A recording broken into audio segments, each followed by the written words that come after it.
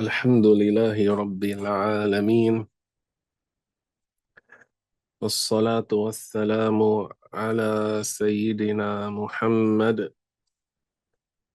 وعلى آله وأصحابه الطيبين الطاهرين ومن اتبعهم بإحسان إلى يوم الدين. اللهم لا سهل إلا ما جعلته سهلا، وأنت تجعل الحزن إذا شئت سهلا.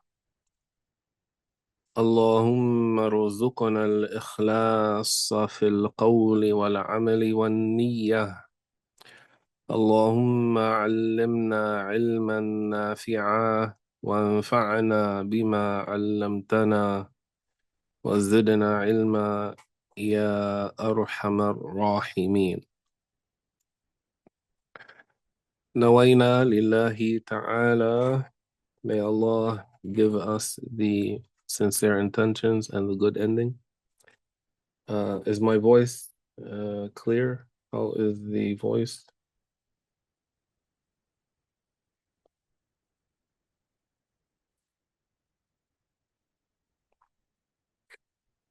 طيب.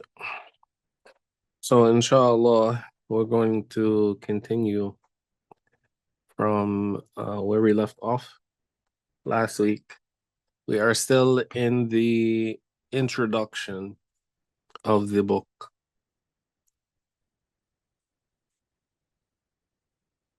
The author, may Allah have mercy upon him, the introduction is about 50 pages long. But inshallah we'll get through it. So the author, may Allah have mercy upon him, he said the subject of Ashďariyyah or Ashďaryism, if you want, Ashďaryism. So it is the anglicized version of Ashďariyyah. Yani this is Ashďariyyah as in an adjective. So the subject of Ashďariyyah or Ashďaryism in the Islamic West has received attention from many Maghribi thinkers and others. And this work has benefited from the ideas, this work meaning this book, has benefited from the ideas and opinions that these writers expressed in their writings, including, and I'm on page 13, including that the preparation for the spread of Ash'ariyism, Ash'ariyyah, again as an adjective, preceded the emergence of Ibn Tumart. As we said last week, Muhammad ibn Tumart, rahimahullah, is the author of the guiding creed, al-Aqidah al-Murshida, which some commonly refer to as the creed of Ibn Asakir.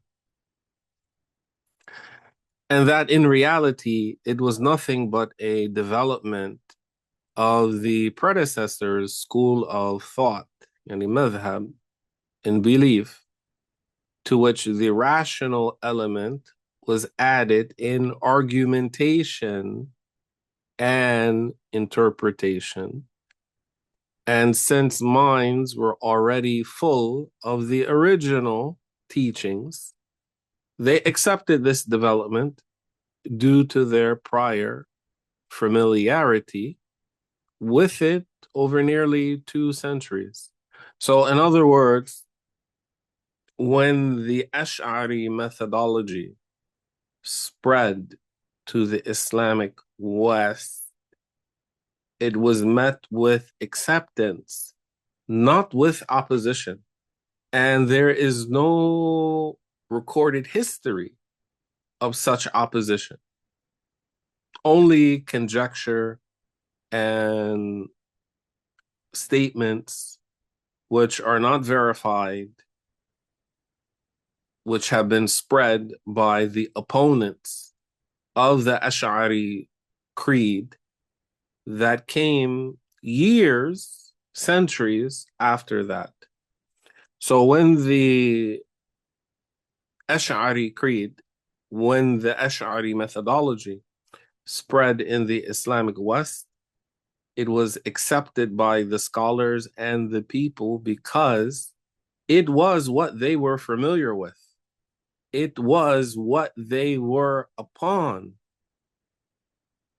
What was different was that the Ash'aris came with arguments that were not prevalent among the people in support of the creed of Ahl Sunnah.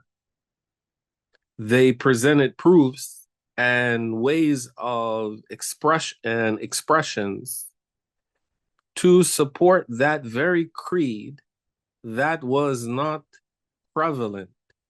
It was familiar, but not prevalent.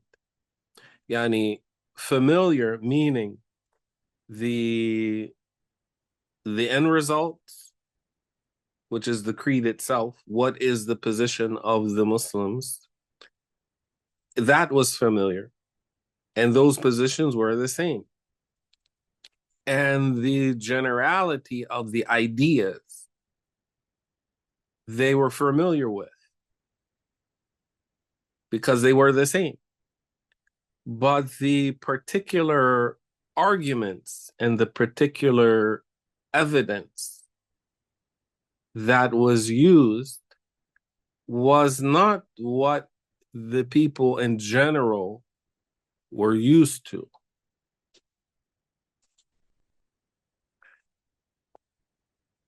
Also, another point is the vindication of Ibn Tumart and refuting what was attributed to him in deception, magic, and sorcery, and that this was from the exaggerations of those opposed to the Muwahhidun movement and biased against it in their persistence to discredit its foundations, which is at-Tanzih and the methodology of the Ashaːirah, especially since these atrocities were not reported in the form of verification, except by historians known for opposing the Muwahhidun call, which will clarify further who were some of those people or those who quoted from them. So in other words, in order to discredit the Ash'ari methodology, some people sought to discredit Ibn Tumart, and they spread lies and fabrications and exaggerations. And some people, some historians, they took those lies and exaggerations without verifying them. Rather, they would just copy. Some people said this, they would just copy, and they put it in their book. And they might have a teacher who is opposed to the Ash'ari creed, and that teacher says what he says. And so his students will then just copy that and they'll just spread it without any verification. And so those things against Ibn Tumart were spread.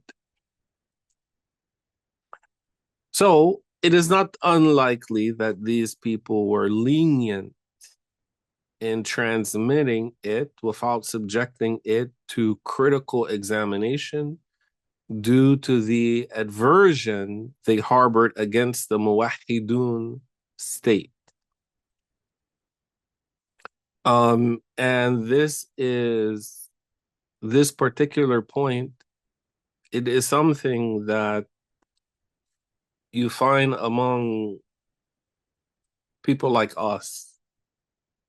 For example, and even with something which is, even with something that comes from someone who is reliable. Sometimes, because this person is generally reliable, it could be a teacher of yours, and is not a person of who has a bad creed or makes a lot of mistakes. Sometimes, so when he says something, he or she, you take it, you believe them.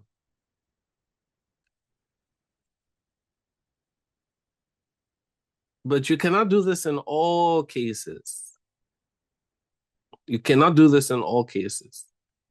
Sometimes what comes to you needs to be scrutinized. And what you find is that when a person does not scrutinize what should be scrutinized, they end up spreading a mistake. Or they end up spreading something which lacks verification. So one has to be aware of that.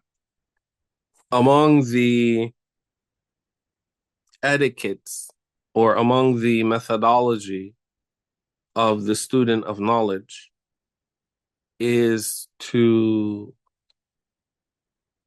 gather from their shaykh without discrimination. In other words, if you are in a lesson and you are taking notes, and when you're acquiring the knowledge of the religion, you should take notes.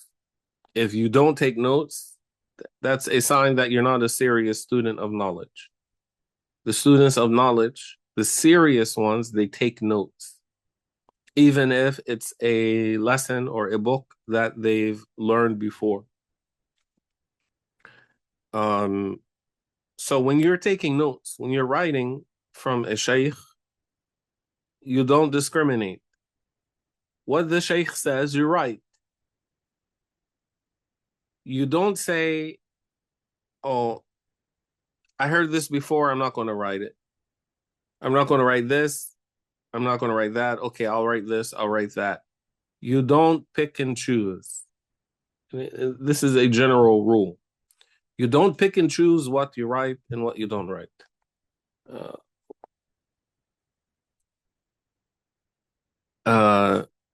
However, this is when you are acquiring the knowledge. But when it comes time to transmit what you acquired, then you need to discriminate. You need to review, you need to double check, you need to confirm, and not just transmit everything that came your way without any consideration as to what is correct and what is not, what is strong and what is weak. And this way has been clarified, for example, by al-Hafiz al-Iraqi in his book At-Takrur, his explanation of his millennial poem in the science of hadith.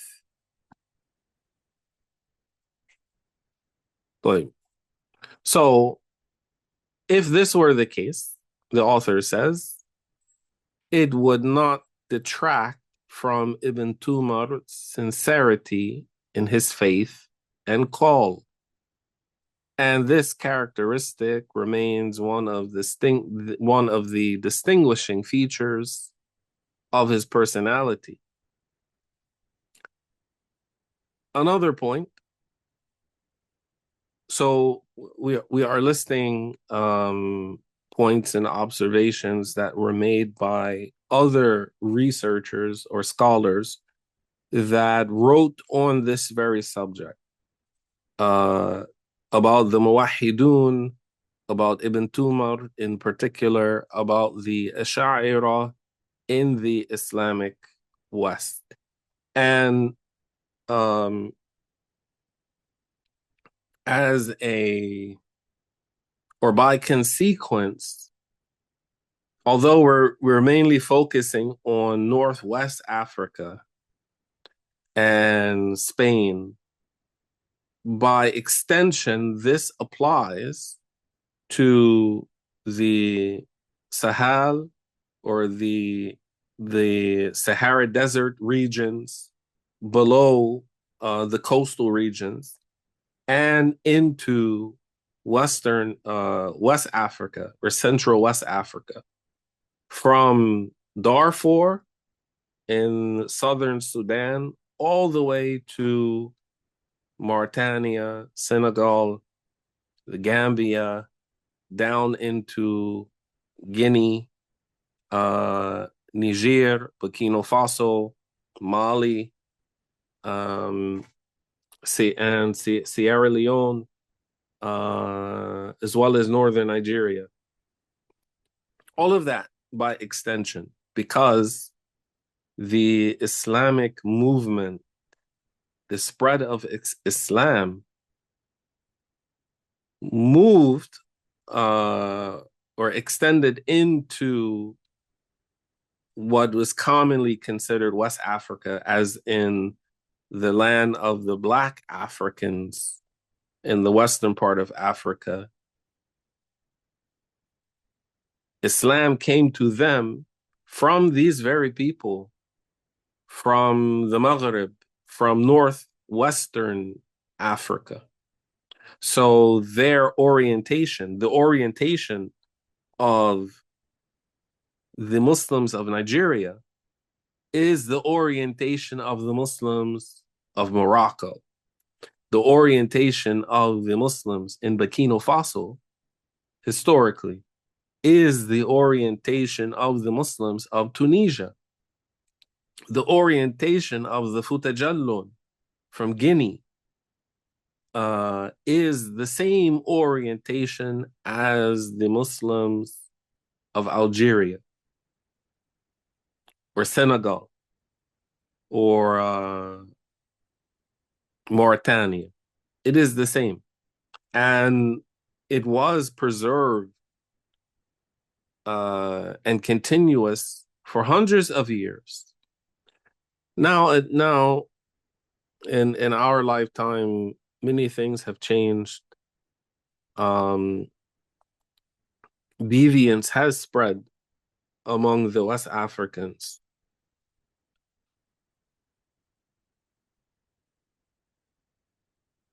You find some people who consider themselves Sufis, but they have bad ideas which are contrary to the ideas of the Ashaʿirah, the ideas of Ahl Sunnah. And you have the spread of Shia, you have the spread of Qadianis, and you have the spread of the Wahhabis. The Wahhabis, they go into West Africa and they give away free scholarships to Medina. So poor kids who were not taught properly, or in some cases they were, but they think, and I have met such people in West Africa, they think, although these people are not Sunnis and they don't like following a madhab, they will go to University of Medina, they will learn Arabic, they will memorize Quran, they will learn Hadith, and then they will come back and teach people, thinking that spending 4 years or 6 years in the sewer, in the gutter, that they will not come out smelling like crap. Yani, they will not come out with the stench and the stink of the Wahhabi ideology on them. But in fact, we all know that that is exactly what happens. Orientation, يعني their Ashәрiyism. Yeah, orientation meaning their methodology, their way. So you have people who are Khariji, Khawarij oriented. You have people who are oriented towards the philosophers, people who are oriented towards the Sufis, so forth and so on. But another point is the connection between the spread of the Ash'ari creed and the Malikiyy school. And this, inshallah, once we get to this point, which is towards the end of this volume, is very important for discussion about the entry of the Ash'ari school in the Islamic West cannot be isolated from discussion about the Maliki school, which represented the doctoral reference, and doctoral meaning creedal reference, through which the scholars of the Maghrib preserve the creed of Ahl Sunnah. And you think about it, most people, most Muslims, they are aware of this concept of the four schools, the four madhabs, the four imams, the Shafi'i, Abu Hanifa, Malik, and Ahmad, radiyallahu anhum. But these are madhabs of fiqh, of jurisprudence, of halal and haram. They are not madhabs of creed, of belief. But is it the case that the scholars of these four madhabs didn't believe in anything?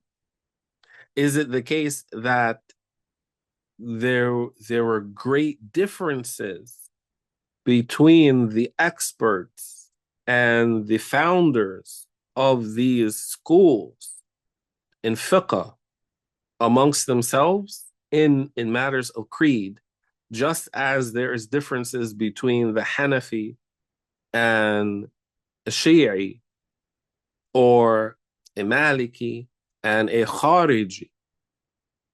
Is it that the people said, look, let's all follow Malik, but as far as Aqidah is concerned, did they say to each his own? They didn't say that. Did they say, okay, you guys are Shia in belief, or you guys are Mu'tazila in belief, but we all have the same madhab in fiqh? Yani as if to say that the people followed Imam Malik radiyallahu anhu in fiqh without accepting his creed. As if to say his students didn't know what his creed was. As if to say the same thing for Shafi'i or Abu Hanifa or Ahmad. And this is not the case. This is not the case. They followed them in fiqh, knowing what their creed was, knowing what they were upon in matters of creed. Because the matters of creed is what distinguishes the Sunni from the Shi'i, the Sunni from the Mu'tazili, the Sunni from the philosopher, the Sunni from the Wahhabi, the Sunni from the Qadiyani. What distinguishes is the creed.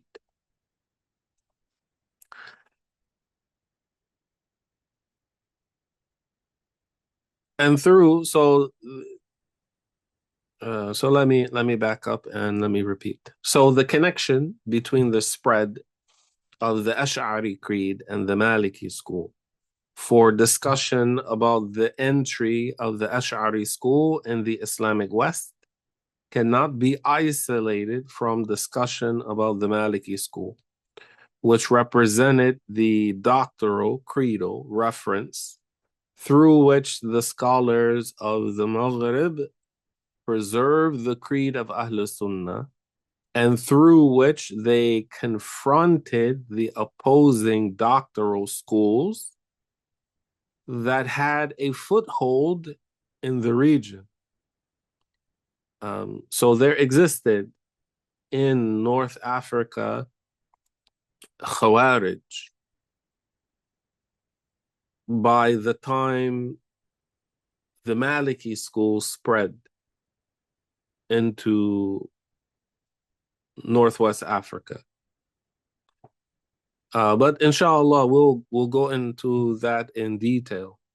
So each of these points are covered in detail. And under which many followers were gathered. The creed of the Salaf in the Islamic West was closely tied to the Malikiyy jurisprudence, Fiqh, which in turn facilitated its spread, and both enjoyed strong authority in their respective fields. In fact, it can be said that they derived the strength from each other, as each provided the other with elements of strength and rootedness, as well as survival and growth factors. Another point, and those of you who are following along in the book, maybe, or have skimmed through it, each of these, they have references. So in these books, most of them are published and fairly easy to find, either a physical copy or a PDF, for example. The next point is considering Ibn Abi Zayd al-Qayrawani, an important link in the chain of scholars of the Ash'ari school, as the Maghribi commentators strived to make al-Risala a foundation that the authors of creeds relied upon in writing their creeds. Thus, they would have made its author a Salafi. There is no doubt that these creeds are purely Ash'ari, meaning the explanation of the Aqidah of Ibn Abi Zayd al-Qayrawani. Sorry, one second.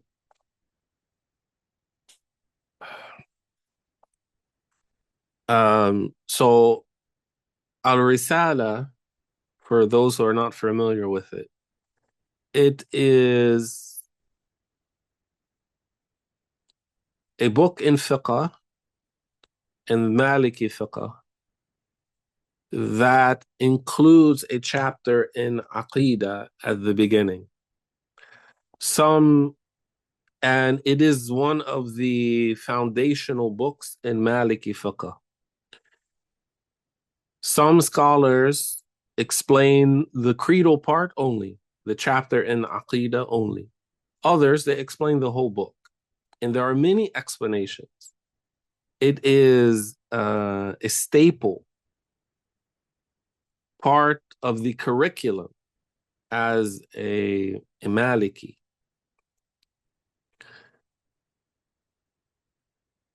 So what the author here is saying in this point is that it is very clear when you read the explanations of his book that this is an explanation of an Ash'ari.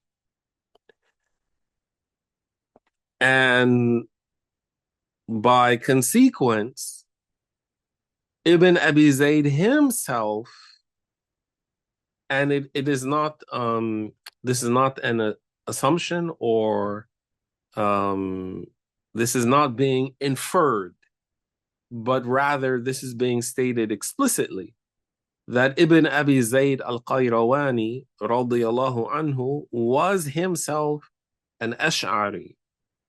He was an Ash'ari. The explainers of his book were Ash'aris. The Ash'aris they are not lenient on their opponents. The Ash'ari attacks those who deviate in the creed. If Ibn Abi Zayd al-Qayrawani radiyallahu anhu was not upon the proper creed, if his creed was contrary to the creed of the Ashaʿirah, to their Imam al-Hasan al-Ashari radiyallahu anhu, then they would not accept his book.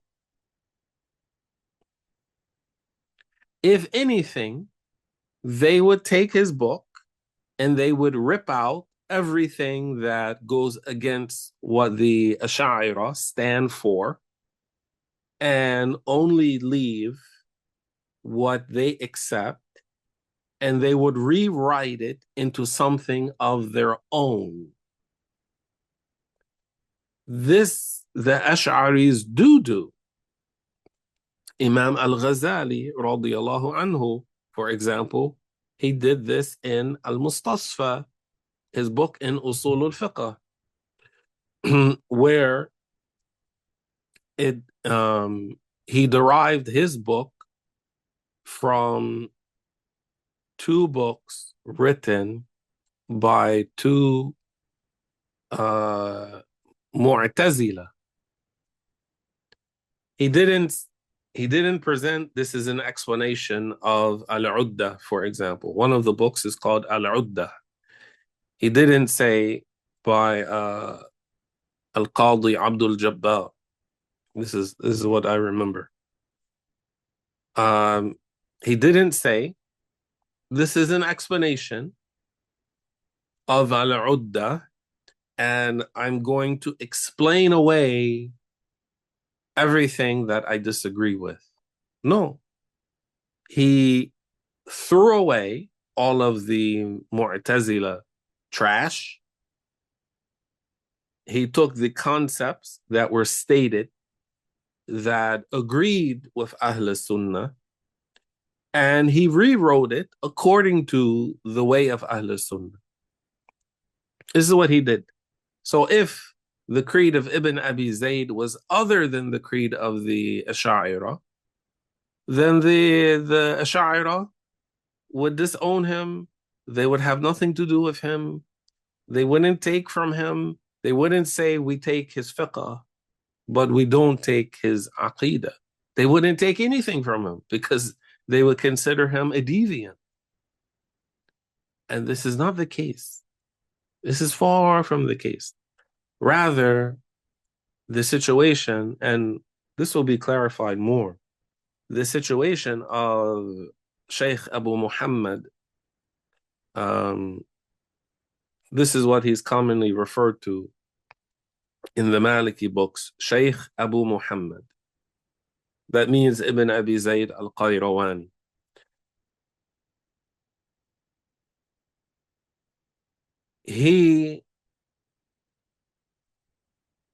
His situation is like the situation of Imam an-Nawawi radiyallahu anhu.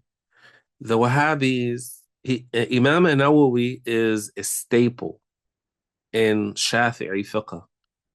You can't just throw him out. He is the editor of the madhab. He is the verifier of the madhab of Shafi'i. What an-Nawawi is to Shafi'is, Ibn Abi Zayd al-Qayrawani radiyallahu anhu is to Malikis. So a Wahhabi who wants to pretend that he is a Shafi'i He cannot attack Imam an-Nawawi. He will discredit himself. So what does he do? He has to find a way to disassociate Imam an-Nawawi from the Ash'ari creed. And this is exactly what they try to do, the Wahhabis who want to pretend they are Malikis. They want to disassociate Ibn Abi Zayd radiyallahu anhu from Ash'ariyism, from his Ash'ariyyah orientation, from his creed being the creed of al-Hasan al-Ashari radiyallahu anhu.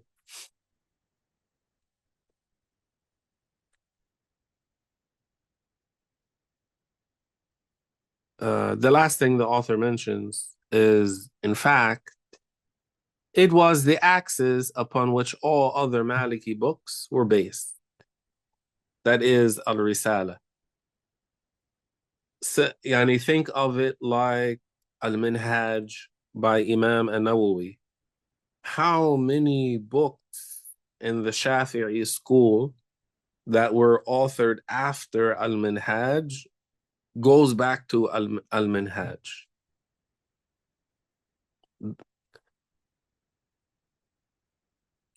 And if someone said those, at least those books that are famous and accepted and spread and are used and taught, the majority.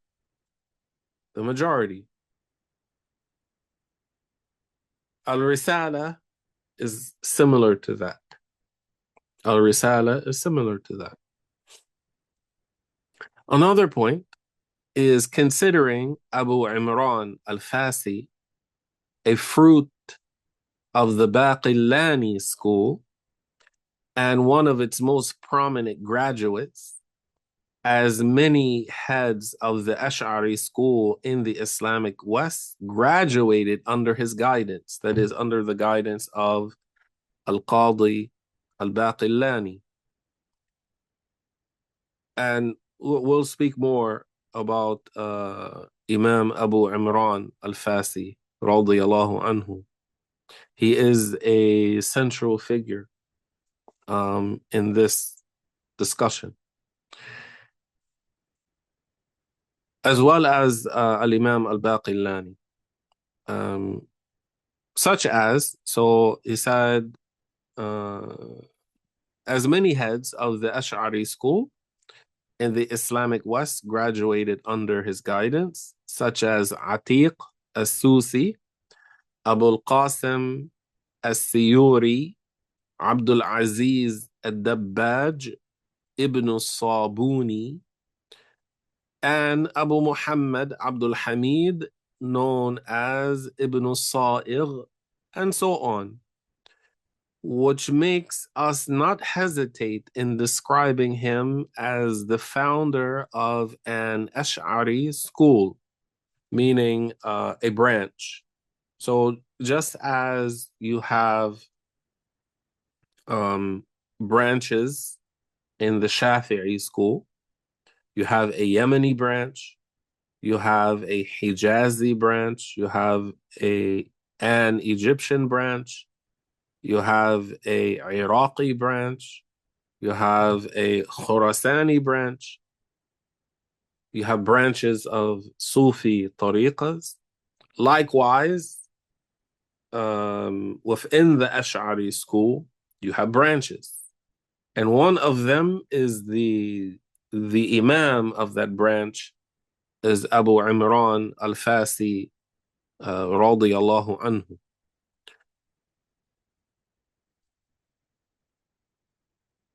So he said we could call it the Ash'ari Imrani school, yani madhab. So it is no wonder if we connect his discipleship under al-Baqillani and al-Fasi with his Ash'ari affiliation. Now, let me go back. I want to just read the 3 footnotes that we skipped over, biographical footnotes. One is Atiq as-Susi. So he is Abu Bakr Atiq ibn Khalaf at-Tujibi as-Susi, the companion of al-Qabisi, radiyallahu anhu. Al-Qabisi, Abu al-Hasan al-Qabisi. So in the Shafi'i school, you have al-Shaykhan, the 2 shaykhs. Who are the 2 shaykhs in the Shafi'i school? Al-Rafi'i, Al-Imam al-Rafi'i, and al-Nawawi. They are the 2 shaykhs in the school. In the Maliki school, you also have 2 individuals who are referred to as the 2 shaykhs. Who are they? One we already mentioned, Shaykh Abu Muhammad ibn Abi Zayd al-Qayrawani. The second of the 2 is Abu al-Hasan al-Qabisi. Abu al-Hasan al-Qabisi. So one of his students is Atiq ibn Khalaf as-Susi, the Imam who combined knowledge, worship, asceticism, and his zuhud, piety, austerity, and lofty aspiration. The distinguished master of jurisprudence and hadith, the scholar of grammar and language. He died in 422 after al-Hijrah. Abu al-Qasim, the next, which is footnote 5, Abu al-Qasim Abdul Khaliq ibn Abdul-Warith, excuse me, as-Siyuri, the seal of the scholars of Ifriqiya. Okay, so here, let me ask a question. See if anyone is still following along. What's Ifriqiya? I'll give you a hint. It's not Africa. Ifriqiya is not Africa. Does anyone know what Ifriqiya is?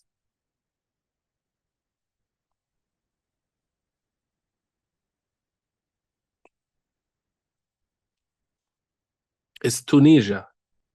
It's Tunisia. So if you see the term Ifriqiya in books of the scholars, they are referring to Tunisia. Tunisia.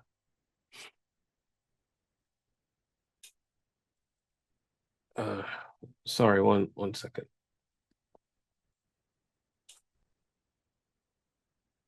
And the last of the sheikhs of Qayrawan, possessing remarkable distinction in memorization and upholding the madhab. He was a refined scholar, contemplative, and aesthetic. He studied jurisprudence under Abu Bakr ibn Abdul Rahman, Abu Imran al-Fasi, and others. He devoted attention to hadith and Quranic recitations, learning from Abu Abdullah ibn Sufyan al-Muqri. Under him studied Abdul Hamid ibn Sa'igh al-Lakhmi, who is a mujtahid within the madhab of Imam Malik, al-Lakhmi, Hassan al-Barbari, Abdul Haq as-Siqilli,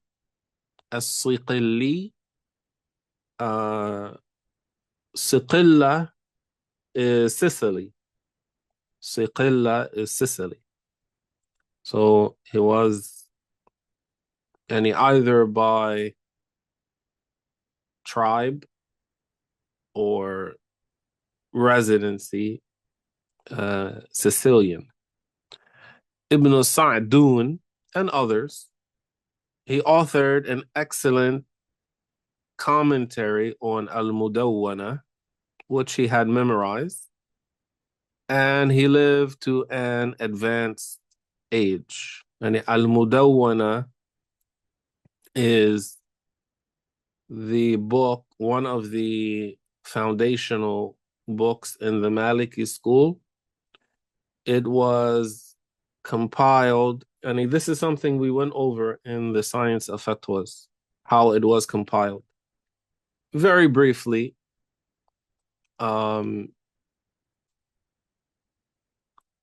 Asad ibn Furat, rahimahullah, he learned from Imam Malik, and he learned from Muhammad ibn al-Hasan al-Shaybani, the companion of Abu Hanifa, radiyallahu anhum. When he went back to Al-Medina, Imam Malik had died. So he took from the student of Imam Malik who took his place, who was Ibn al-Qasim, yani who took the place of Imam Malik after his death, Ibn al-Qasim. So he copied many issues and judgments that Ibn al-Qasim narrated from Imam Malik. And that was called al-Asadiyah, because his name was Asad ibn Furat. Ibn Furat, he then went west to the Islamic West. And he taught al-Asadiyah there. One of his students was Imam Sahnun, radiyallahu anhu.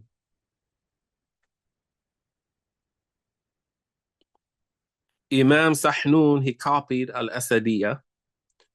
Then he went to the east and he learned from Ibn al-Qasim. He took al-Asadiyah with him and he read it on Ibn al-Qasim. And Ibn al-Qasim, he said that there are things in this that need to be corrected. And that could be for a number of reasons. It could be that Asad ibn Furat made a mistake.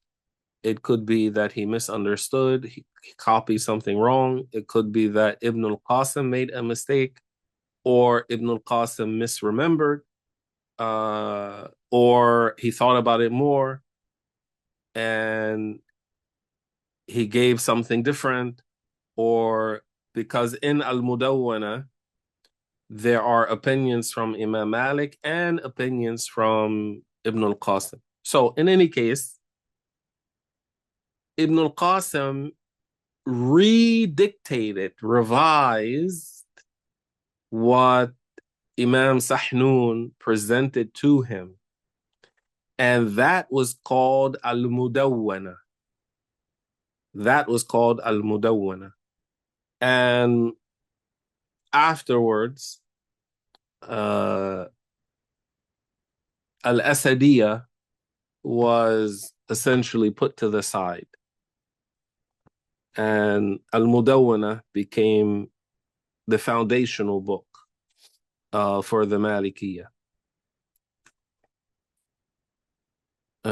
So Abu al-Qasim al-Siyuri, he died in Qayrawan in the year 460 after al-Hijrah. Excuse me. And his grave is well known and visited for blessings. And Qayrawan is in Tunisia. It's still there. And the maqamat of some of these scholars and awliya, one can still go and visit. The last biographical footnote is for Abdul-Hamid ibn Muhammad al-Muqri, known as Ibn al-Sa'igh al-Qayrawani. then as-Susi. He settled in Sus after the destruction of Qayrawan in 486 after al-Hijrah. Inshallah, what happened in Qayrawan, how did it get destroyed? We'll cover that later. He was a jurisprudent and verifying scholar, and a muhaqqiq, a scholar of the fundamentals, contemplative, and he possessed strong debating skills. In his youth, he encountered Abu Bakr ibn Abdul-Rahman and Abu Imran al-Fasi. He studied jurisprudence under Abu Hafs al-Attar ibn Mahraz, Abu Ishaq al-Tunisi, Abu Tayyib al-Kindi, al-Siyuri, and others. He traveled on pilgrimage, Hajj, and heard hadith from Abu Dhar al-Harawi in Mecca. And there's a whole section dedicated to al-Hafiz Abu Dhar al-Harawi radiyallahu anhu. He is one of the scholars who, and he is the main scholar who spread the methodology of al-Hasan al-Ashari in al-Hijaz.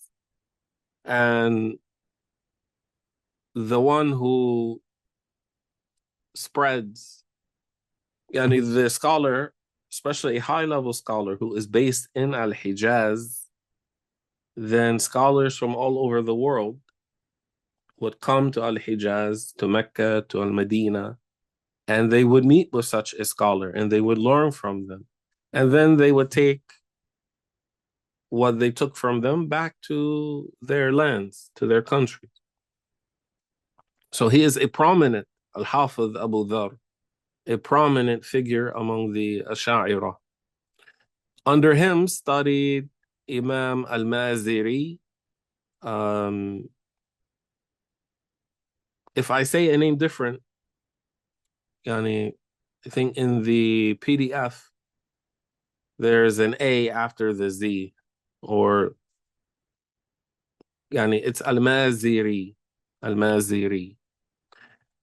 And he is also al-Imam al-Maziri. There is more to cover on him as well in the book. He is among the mujtahid imams in the madhab of Imam Malik radiyallahu anhu. Abu Ali Hassan al-Barbari and others. From the people of al-Andalus, Abu Bakr ibn Ghalib ibn Abdul-Rahman ibn Ghalib ibn Atiyah learned from him when passing through al-Mahdiyah, which he will come up later. This Abu Bakr ibn Ghalib, rahimahullah. Okay. Another point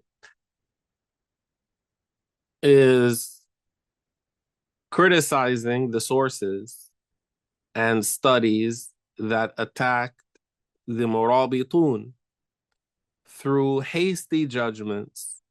For among the most prominent characteristics attributed to the Murabitun period is that it was fanatical about jurisprudential branches, and that it turned its back on the science of kalam, including Ash'ari kalam.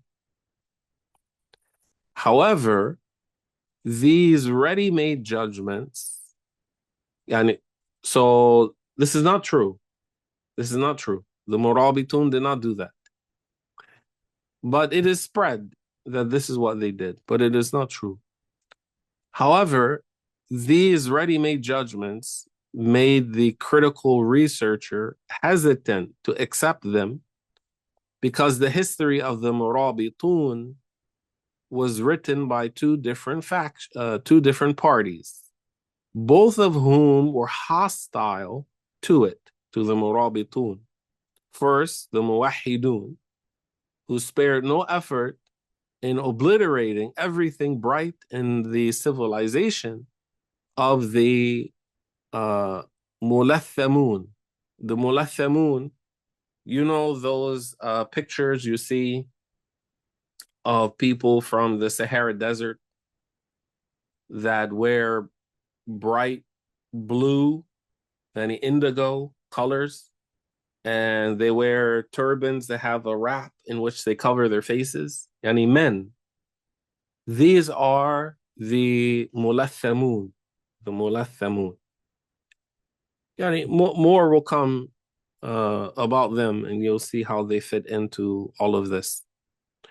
Second, the Orientalists, who presented ideological interpretation, or who presented an ideological interpretation of Murabitun history and deliberately distorted this history, forming a real knowledge obstacle. After contemplating the original text and various research conducted by several contemporaries, we found what we could consider a gap that can be described as the methodological gap. And in other words, there is something missing. If you take what has been written about this subject historically and from contemporaries, people who are writing for dissertations, for example, if you look closely, you'll find there's a gap in their methodology, not just in presentation, but the methodology itself was lacking something. In our readings, we came across fallacies issued by some people who slipped into the opposite trench methodologically while documenting the history of the spread of the Ash'ari creed. That is something that calls for bewilderment. Yani for example, I found people saying that the Wahhabis, the Najdis, they didn't conquer the Hijaz from the Ottomans, but rather they liberated it. And they have books that they have written designed to, quote unquote, rewrite history.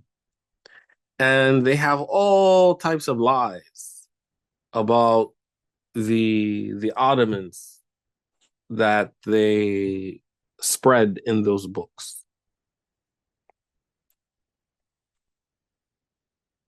So similarly here.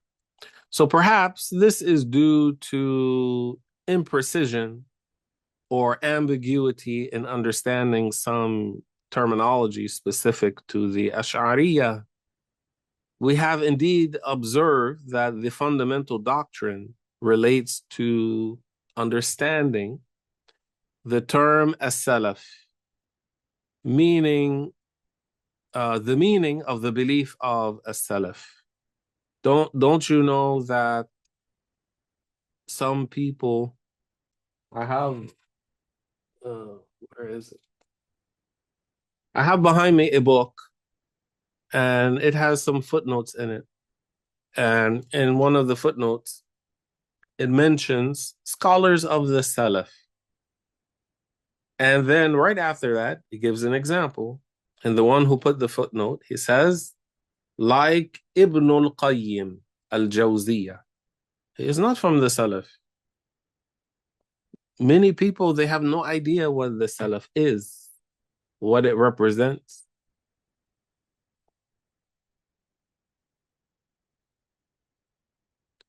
So understanding that is important. And the concept of the description as Salafiyya, and to whom this description truly applies, and those who wish to monopolize its usage, meaning the Wahhabis. To clarify what we intend, the fundamentals of belief distinguish the clear and sound definition of people of the Salaf. Their belief, without doubt, is the belief of the Messenger of Allah, Muhammad sallallahu alayhi wasallam, and this is the core of the entire matter and the axis upon which our research into the identity of as-Salaf proceeds. Resolving this issue, providing clear answers, and adopting the correct meaning therein, we consider it essential to understand the entry and spread of the Ashďariyyah, the Ashaːirah, in the Islamic West. Rather, it is a methodology built upon authentic principles specific to this discipline. By this, we mean the history of the Ash'ari doctrine. The matter, I'll read this last paragraph and then stop.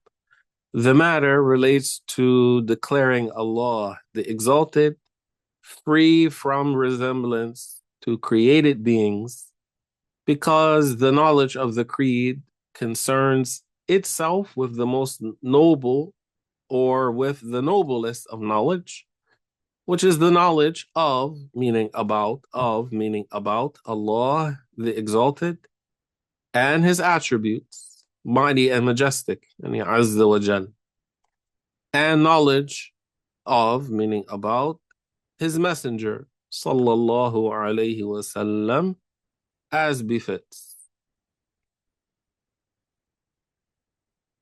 والحمد لله رب العالمين وصلى الله وسلم على سيدنا محمد والله تعالى أعلم وأحكم, and Allah knows best